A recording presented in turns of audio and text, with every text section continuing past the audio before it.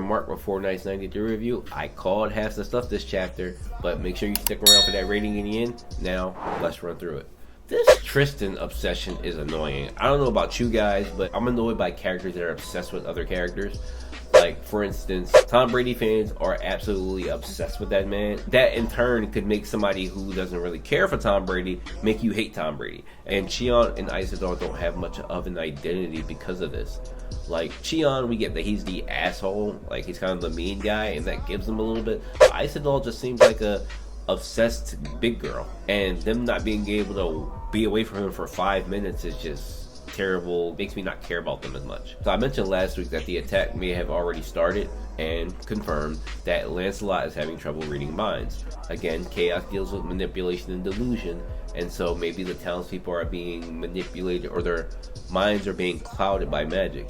So that's going to make things tough for Lancelot, given that reading minds is a big part of his power. Gawain is down bad, okay? I thought that Gawain was like a woman, but maybe just been like the lover type, but she's a straight perv, like straight up Master Roshi level shit. And then to add on to that, Nysons. So everybody was speculating that Nysons might be a girl. I'm not seeing it. Like, now she could be a masculine girl, because we're not seeing any feminine traits to give that might be a girl, but he might just be gay.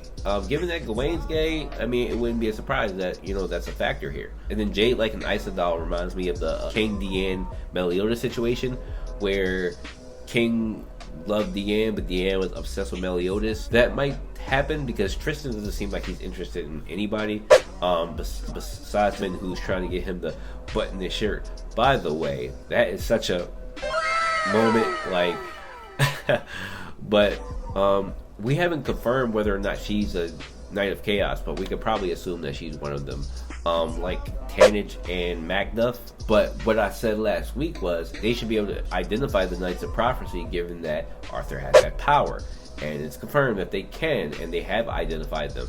So the attack has already begun, and it's going to make it interesting because besides Tristan this chapter, nobody knows that they're under attack.